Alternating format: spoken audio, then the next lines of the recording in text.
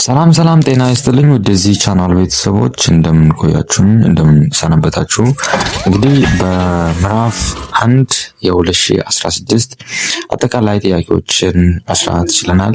በምዕራፍ 2 ደግሞ ከፔዲያትሪክ ኮርስ ከተለያየ ዓመት የወጡ የኤግዚት ኤግዛም ጥያቄዎችን መስራት ጀምረናል። ዛሬ ደግሞ ከባለፈው የቀጠሉ ጥያቄዎችን እናያለን።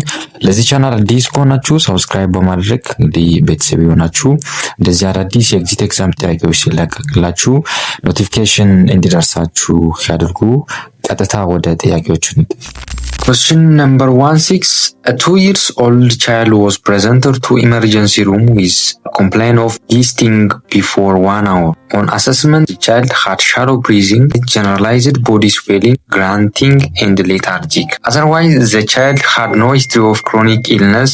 What is the most appropriate prioritized nursing intervention for this child? A. Provision of IV fluid. B. Monitoring of vital signs. C. Provision of oxygen. D. Management of airway ይለናል። እንግዲህ እድሜው ወደ 2 ዓመት የሚጠጋ ህጻን ልጅ ነው። ኢመርጀንሲ ሩም መጥቷል።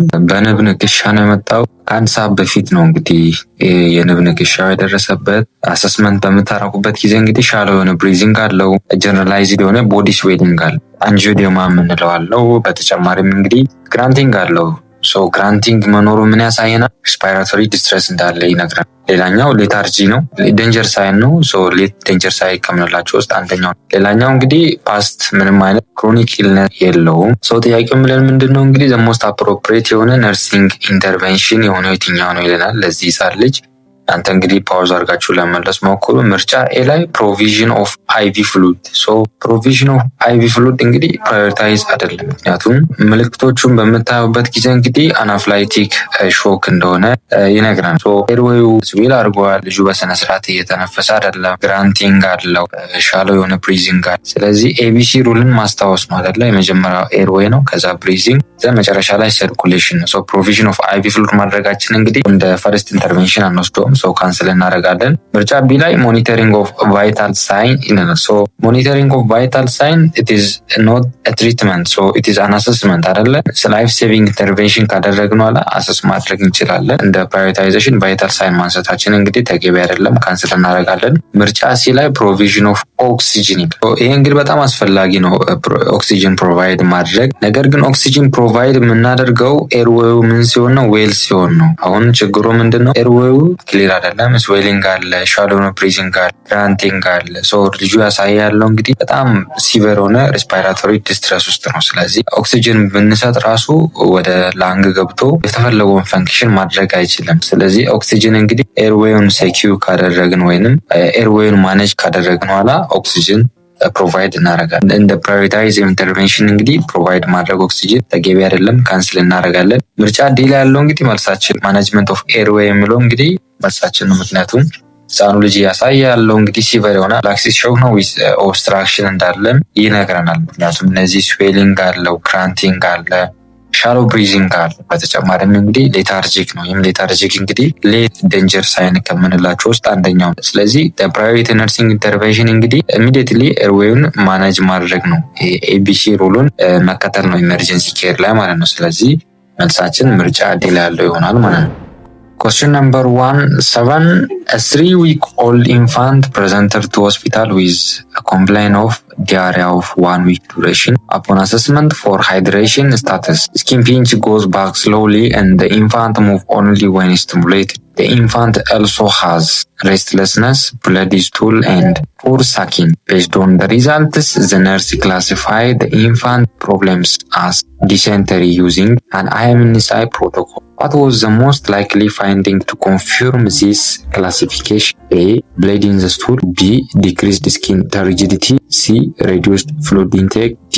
Restlessness ይለናል። እንግዲህ ወደሚያው እንግዲህ ወደ 3 ሳምንት የሚጠጋ ኢንፋንት ነው። አሰስመንት በምታደርጉበት ጊዜ እንግዲህ ዲያሪያ እንግዲህ ለአንድ ሳምንት ያህል ተቅማጥ ነበር። ስኪን ፒንች ስሎሊ ነው የሚሄደው።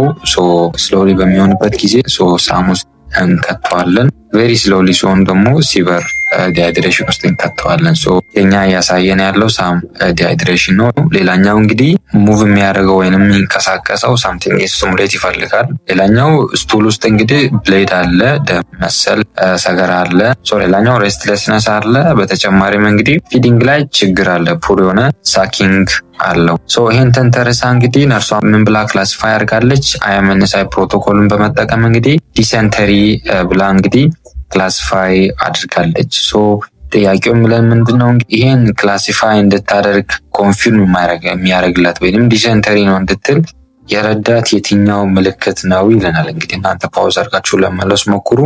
ምርጫ ዲ ላይ እንግዲህ ሬስትለስነስ ይለናል። ሶ ሬስትለስነስ ኢትስ ዴንጀር ሳይን ነው እንጂ ዲሰንተሪ ክላሲፋይ ለማድረግ የምንጠቀመው አይደለም። ስለዚህ መልስ ሊሆን አይችልም፣ ካንስል ታደርጋላችሁ። ምርጫ ሲ ላይ ሬዲዩስድ ፍሉድ ኢንቴክ ይለናል። ሶ ሳኪንግ ላይ ፕሮብሌም አለ፣ ፑር ሳኪንግ ፕሮብሌም አለ። ያ ኢትስ ትክክል ነው። ነገር ግን ይሄ የሚያሳየን እንግዲህ ከምግብ ጋር ትንሽ ችግር እንዳለ ነው የሚያሳየን እንጂ ዲሰንተሪ ብለን ኮንፊርም እንድናደርግ የሚረዳን አይነት ምልክት አይደለም። ስለዚህ ካንስል ታደርጋላችሁ። ምርጫ ቢ ላይ ዲክሪስድ ስኪን ተርጂዲቲ ይልናል። ሶ ይሄ ሪሌትድ ቱ ከምን ጋር ይገናኛል? እንግዲህ ክላሲፋይ ለማድረግ ዲሃይድሬሽን ላይ ነው። ሶ ሲቨር ነው ሲቨር አይደለም፣ ሳም ነው ሳም አይደለም የሚለውን ነገር ለማወቅ እንግዲህ ስኪን ተርጂዲቲን ማወቅ ያስፈልጋል። ነገር ግን ለዲሰንተሪ ክላሲፊኬሽን አንጠቀመው። ስኪን ተርጂዲቲ ሞስት ኦፍ ዘ ታይም የሚያሳየን ምን ነው? ዲሃይድሬሽን ሲቨሪቲውን ነው የሚያሳየን። ሶ ዲሰንተሪ ነው እንድንል አይረዳን። ለዚህ ካንስል ታደርጋላችሁ። ምርጫ ኤ ላይ እንግዲህ ያለው ብሌድ ኢን ዘ ስቱል ኢት ኢዝ ዘ ክላሲክ ሳይን ኦፍ ቱ ኮንፊርም ዲሰንተሪ። ምክንያቱም ኢንሳይ ላይ እንግዲህ ዲሰንተሪን ክላሲፋይ ለማድረግ ዲሰንተሪ ነው እንድንል የሚረዳን ዋነኛ ምልክት እንግዲህ ስቱል ውስጥ ብሌድ መኖሩ ነው። ሶ the presence of ብሌድ መኖሩ እንግዲህ ኮንፊርም እንድናረግ ይረዳናል። ስለዚህ መልሳችን ምርጫ ኤ ላይ ያለው ይሆናል ማለት ነው። Question number 1-8. A child with cerebral palsy was admitted to pediatric ward for rehabilitation. Nurse diagnosed impaired physical mobility related to neuromuscular impairment and started to give care to correct the problem with regular evaluation of the treatment responses. What is the most likely indicator of good prognosis for the nurse management? A. Child start to play with colleague. B. Child demonstrate some muscle movement. C. Child become pain free. D. Child has adequate mobility form activity of daily living ይለናል። እንግዲህ ልጁ ሴሬብራል ፓላሲ ወይንም ሲፒ እንግዲህ ዲያግኖስ ተደርጓል። ሪሃቢሊቴሽን ላይ እንግዲህ ኬር የወሰደ ነው። ሶ ነርሷ ደግሞ ዲያግኖስ አድርጋለች። ኢምፔሪድ ፊዚካል ሞቢሊቲ ሪሌትድ ቱ ኒውሮመስኩላር ኢምፔሪመንት ብላ እንግዲህ ዲያግኖስ አድርጋለች። ጥያቄው ምለን ምንድነው? የትኛው ነው ቤስት ኢንዲኬተር ልጁ ኢምፕሩቭመንት እያመጣ እንደሆነ የሚያሳየው የትኛው ምልክት ነው ይለናል። ሶ እናንተ ፓውዝ አድርጋችሁ ለመለስ ሞክሩ። ነገር ግን ወደ ምርጫው ከመሄዳችን ስለ ሴሬብራል ፓላሲ አንድ ነገር ልበላችሁ። ሴሬብራል ፓላሲ የምንለው እንግዲህ ኒውሮሎጂካል ዲስኦርደር ነው። የተለያዩ ግሩፕ ኦፍ ኒውሮሎጂካል ዲስኦርደር ነው። እንግዲህ የልጆችን ሙቭመንት ሊሆን ይችላል መስል ቶናቸውንና ሪሌትድ ቱ ከፖስቸር ጋር በተገናኘ እንግዲህ አፌክት ያደርጋል። ሶ ኮዝ የሚሆነው በዋነኝነት እንግዲህ ብሬን ላይ አብኖርማሊቲ ወይንም ዱሪንግ ዴቨሎፕመንት ላይ ደሪዝ አን ኢንጁሪ በሚኖርበት ጊዜ ሴሬብራል ፓላሲ ይከሰታል ማለት ነው። ሶ ሞስት ኦፍ ዘ ታይም እንግዲህ ኦክር የሚሆነው ከመወለዳቸው በፊት ነው ይሄ ነገር ኦክር የሚሆነው። ሶ ከስሙ እንደምንረዳው እንግዲህ ሴሬብራል ማለት ብሬን ነው። ፓላሲ የምንለው ደግሞ ዊክነስ ከመስል ጋር በተገናኘ ችግር በሚኖርበት ጊዜ ፓላሲ እንላለን። ስለዚህ ሴሬብራል ፓላሲ ስንል ብሬን ዊክነስ ብለን ዲፋይን ማድረግ እንችላለን። ሶ የሆነ ሳላ ኢንጁሪ በሚደርስበት ጊዜ የሚከሰት ነው። ሶ ሞስት ኦፍ ዘ ታይም እንግዲህ ቢፎር በርዝ ነው ኦክር የሚያደርገው። ስለዚህ ዱሪንግ ፕሬግናንሲ ላይ በጣም ኦኩራንስ አለው እና በሚወለድበት ጊዜ ልጁ እንግዲህ ኦኩር የማድረግ ነገር ይኖራል። ሶ አፍተር በርዝ እድሜያቸው ከ2 እስከ 3 በሚሆንበት ጊዜ እንግዲህ ሊከሰት ይችላል። ሶ ምንድናቸው ይህን ነገር የሚያመጡት የሚለውን ነገር በምናይበት ጊዜ መጀመሪያው ኢንፌክሽን ነው። ዱሪንግ ፕሬግናንሲ ኢንፌክሽን ካለ፣ ፕሪማቹሪቲ በርዝ ካለ ስፔሻሊ እንግዲህ ከ32 ዊክ በታች ከሆኑ እንግዲህ ሃየር ሪስክ አላቸው። ሌላኛው ሎው በርዝ ዌይት ካላቸው ለምሳሌ አስፋግዣ በሚከሰትበት ጊዜ ለሴሬብራል ፓላሲ ተጋላጭ ያደርጋሉ። ሶ ጥያቄውም ለን እንግዲህ የትኛው ነው ቤስት ኢንዲኬተር ልጁ ኢምፕሩቭመንት እያመጣ እንደሆነ የሚያሳየን ለመለስ ሞክሩ።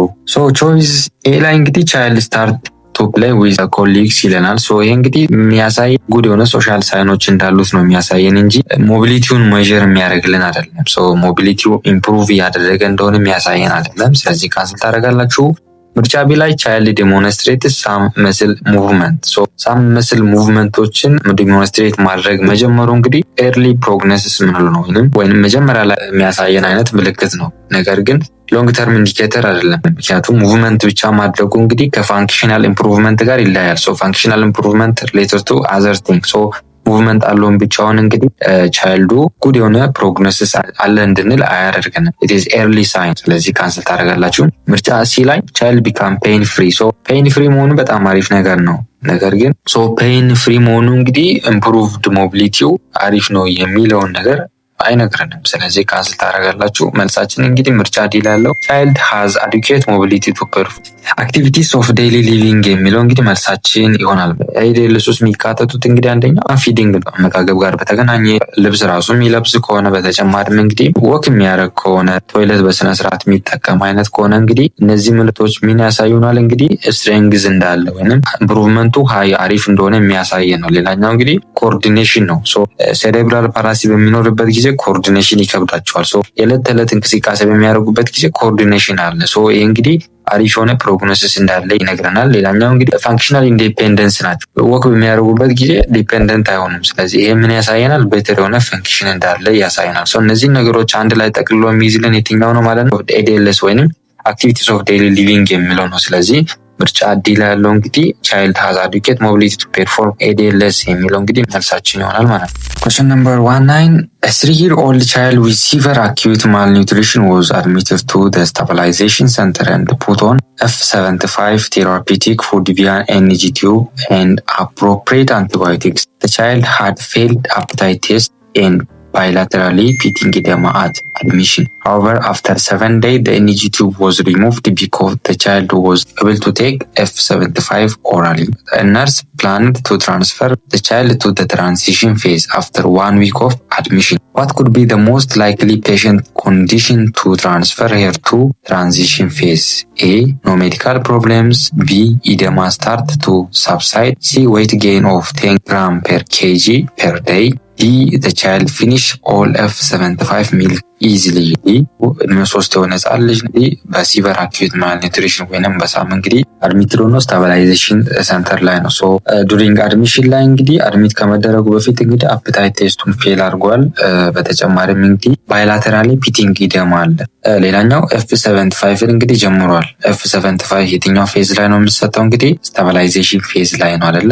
ስታቢላይዜሽን ፌዝ ላይ እንዳለ ይነግረናል። እንግዲህ ግልጽ ነው ጥያቄው። ሌላኛው ኤንጂ ቲዩቡ ሪሙቭድ ነው። ይሄ ደግሞ ምን ያሳያል? ኢምፕሩቭመንት ያሳየ ነው። ነርሷ እንግዲህ ምን ማድረግ ፈልጋለች? ትራንስፈር ማድረግ ትፈልጋለች። ወዴት ነው ትራንስፈር ማድረግ የፈለገችው? እንግዲህ ከስታቢላይዜሽን ፌዝ ወደ ትራንስፈር ማድረግ ፈልጋለች። ወደ ትራንዚሽን ፌዝ ማስተላለፍ ፈልጋለች። ጥያቄው ምለን እንግዲህ ምንድነው ልጁ ኮንዲሽን ምን መሆን አለበት? ወደ ትራንዚሽን ፌዝ ከመሄዱ በፊት የልጁ ኮንዲሽን ምን መሆን አለበት ነው የሚለን ጥያቄው። እናንተ እንግዲህ ፓውዝ አድርጋችሁ ለመመለስ ሞክሩ። ምርጫ ዲ ላይ እንግዲህ the child finished all F75 milk easily የሚለው እንግዲህ መልስ አይሆንም። ምክንያቱም እንግዲህ ጉድ አፕታይት እንዳለ ይነግረናል። አሪፍ ነው ሁሉንም F75 ሚልክ ቀላል ሁኔታ መጨረሱ አሪፍ ነው። ነገር ግን አንድ ነገር መርሳት የለብንም። እንግዲህ ባይላተራሊ ኢደማ አለ፣ ኳሻኳር አለ። ስለዚህ ምን መሆን አለበት? ኢደማው ምን መሆን አለበት? መቀነስ አለበት።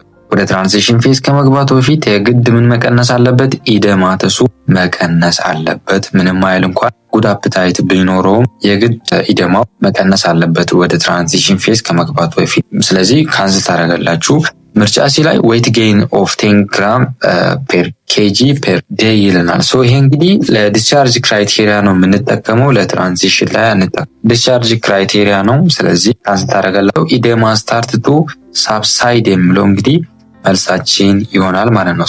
ዘ ሜን ሪኳየርመንት የምንላቸው እንግዲህ ከስታቢላይዜሽን ወይንም ከF75 ወደ F100 እንዲገባ ወይንም ወደ ትራንዚሽን ፌዝ እንዲገባ እንግዲህ የመጀመሪያውና ዋነኛው እንግዲህ ኢደማ መቀነስ መቻሉ። ምክንያቱም ልጁ ኢደማተስ ማልኒውትሪሽን ያሳየ ነው፣ ኳሻኳርን ያሳየ ነው። ስለዚህ ኢደማው መቀነስ አለበት።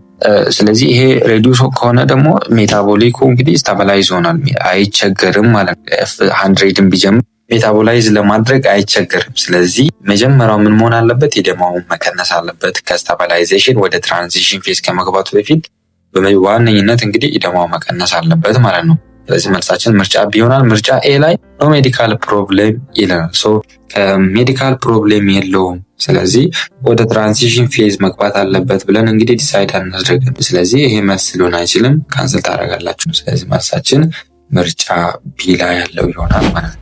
Question number 20. 9 months old infant was brought to a child clinic for immunization. On assessment, a nurse noticed poor posture and breast attachment with late initiation of complementary feeding. The lab results show hematocrit 13% and pallor. The pulse rate is 18 beats per minute and body temperature is 37.2 degrees centigrade. What is the most likely classification of the child according to IMNSI? A. Anemia. B. Very severe anemia. ሲ ኖ አኔሚያ፣ ዲ ሲቨር አኔሚያ ይለናል። እድሜው ወደ 9 መንዝ የሚሆን እንግዲህ ህጻን ልጅ ነው፣ ኢንፋንት ነው። ለኢሚዩናይዜሽን መጥቷል። አሰስመንት በምታደርግበት ጊዜ ነርሷ እንግዲህ ፑር የሆነ ፖስቸር እና ፑር የሆነ ብሬስት አታችመንት መመልከት ትችላለች። እንግዲህ ብሬስት አታችመንት ፑር ከሆነ ፑር የሆነ ፖስቸር ካለ ከምን ጋር ይገናኛል? ፊዲንግ ኢሹ እንዳለ ይነግረናል፣ ይጠቁመናል። ሌላኛው እንግዲህ አሰስመንት በምታደርግበት ጊዜ ያገኘችው እንግዲህ ኮምፕሊመንታሪ ፊዲንግ የጀመረችው እንግዲህ ሌት ነው፣ ቆይታን የጀመረችው። በተጨማሪም እንግዲህ ላቦራቶሪ ሪዛልት ላይ ሄማቶክሪት አለ። ሄማቶክሪት እንግዲህ 30% ነው። ፓለር አለ። ሌላኛው ፐልስ ሬቱ እንግዲህ ልጁ 80 ነው። በተጨማሪም ቴምፕሬቸሩ 37.2 ዲግሪ ሴንቲግሬድ ነው።